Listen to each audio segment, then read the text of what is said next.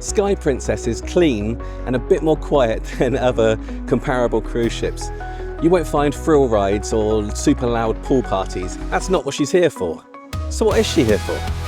Hi, I'm Peter from Cruise Family, and this is your 10-minute tour of Sky Princess. Not a boring 45-minute deck-by-deck walk around. This just covers all of the important stuff like cabins, pools, restaurants, lounges, and the spaces that define the Princess Cruises' royal class experience. If you're looking for a cruise that leans elegant, polished and calm, then this should help you decide if Sky Princess is the right fit for you and your family. Cruise Family! The Atrium. You'll pass through the Atrium more times than you'll remember, but it's never just a walkway, it's the heart of the ship. It's 3 decks high and has glass lifts gliding up the sides, and that calm golden lighting that somehow makes you feel like you're about to do something slightly fancier than you actually are. In the middle is the piazza, a small stage with lots of personality. It's not a full production setup, but you'll still get live music, dance classes and the odd acoustic set. The kind of entertainment that doesn't demand your attention but somehow draws it anyway. Think violinist at 3 PM with coffee in hand, rather than late night sax solos and smoke machines. Just off to one side is the International Cafe, which is pretty much always open, where you'll find coffee, pastries and light snacks, especially for the kids who suddenly decided they're starving again 5 minutes after lunch. Upstairs, wrapping around the edge, is Bellini's. Easy to miss unless you're looking up, but worth it. Spritz in hand, view over the piazza, and a perfect people-watching perch while someone else wrangles the children. Just off the Atrium and down a level or two, you'll find the 3 main dining rooms, Estrella, Cielo and Soleil.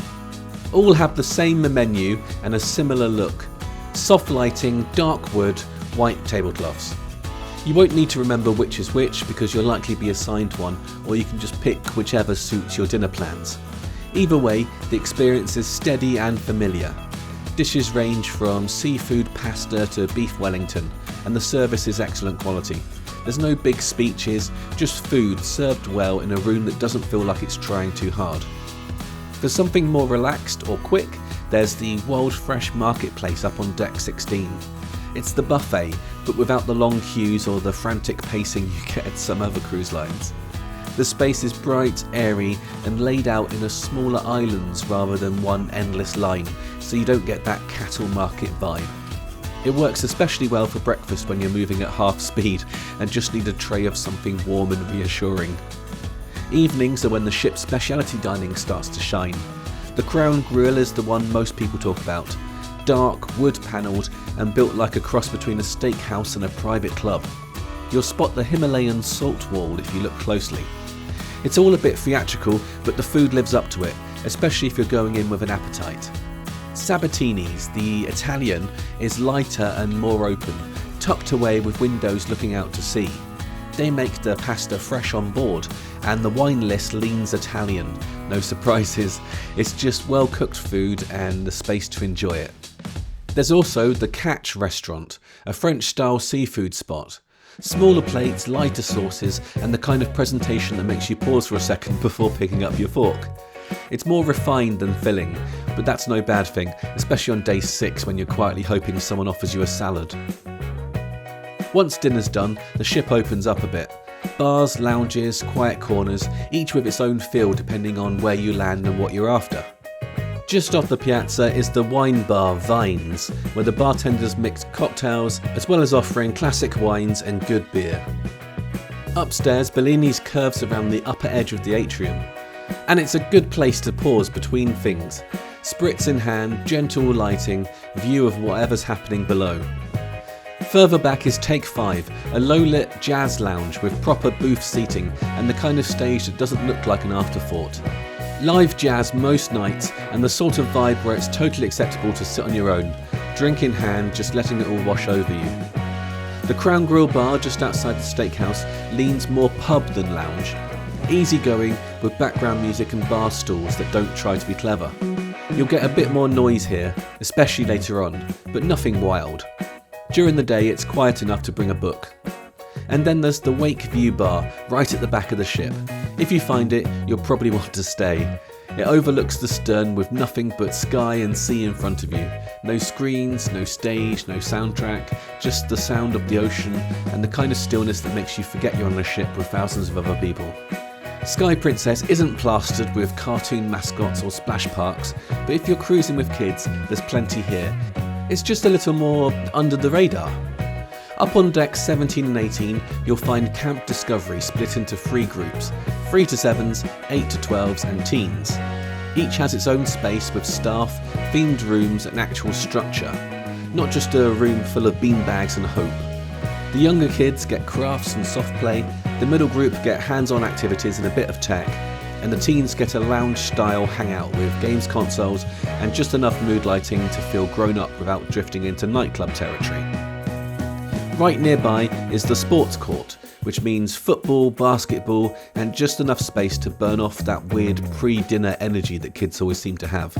It's open air and high up, which makes a kickabout feel a lot more exciting than it probably is. There's no ropes course or water park here, but the pool, ice cream station, and a daily schedule of club activities seems to do the job. Most kids you'll see on board are either marching off to a club or marching back from it with a new wristband and a biscuit. For younger families, there's a toddler playroom that's open at set times. It's padded, clean and calm, but it's not a drop-off zone. You'll need to stay with your under freeze. Still, when it's raining or your toddler's done 4 laps of the Atrium and still won't nap, it's a good fallback. The best thing really is how the ship's set up to let families dip in and out of time together. Kids go to club, parents get a drink, teens disappear for hours at a time. You don't need military precision, just a meeting point and a vague agreement about dinner. Pools and outside spaces. Sky Princess has 3 main pool areas, each with its own feel, and depending on the time of the day, they shift from peaceful to packed quicker than you'd think. At the centre of the ship is the main pool deck, 2 pools side by side, tiered seating wrapped around them, hot tubs dotted at the sides, and a big screen overhead playing films and music. It's where the action is, especially on sea days. There's a grill nearby for burgers and pizza, and a bar, so you can really get comfortable and spend hours here. Just forward is the retreat pool, marked adults only, but without any barriers. It's quieter by nature with more shade, fewer splash zones, and a general air of people reading books they've been meaning to finish since Christmas. If you're cruising without kids, or just sneaking half an hour away from yours, this is where to go. Then at the very back, you'll find the Wake View pool, easily one of the most underrated spots on the ship. There's rows of loungers, a few hot tubs, and that endless sea view that makes you forget emails exist. It's slower paced, a bit tucked away, and ideal for that post-lunch stretch of time when nobody really wants to do anything. Up top, there's a jogging track if you're feeling energetic, or if you want to pretend to be while doing one very slow lap before collapsing back into a lounger. Entertainment.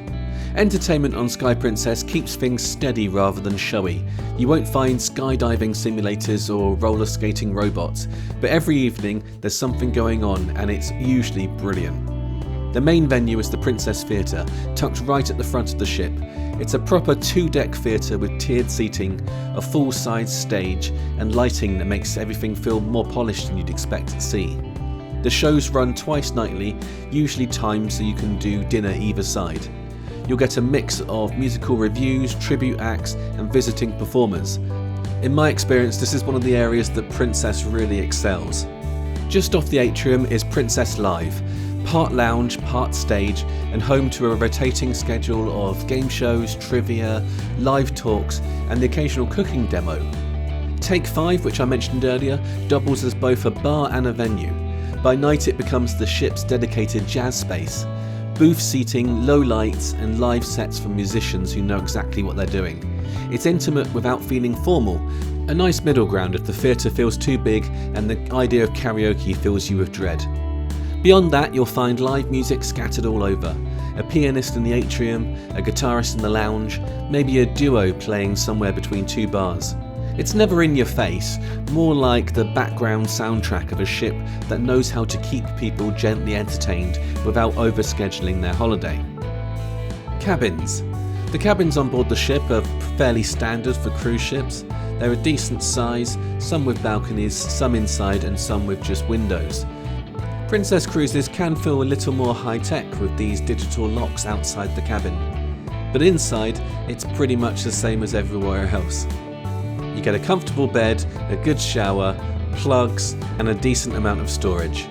If you spend too much time in here, I don't think you're doing the cruise right. If you're thinking about booking Sky Princess, or you just want help figuring out if she's right for your family, I'd love to help. Cruise Family is the only UK travel agent focused completely on family cruising, and it's always better value than booking direct. You'll find the link to cruisefamily.co.uk in the description. And if you're curious what the food is like on Princess compared to other cruise lines, check out this next video where I pit P&O against Princess and Celebrity. One meal, one winner.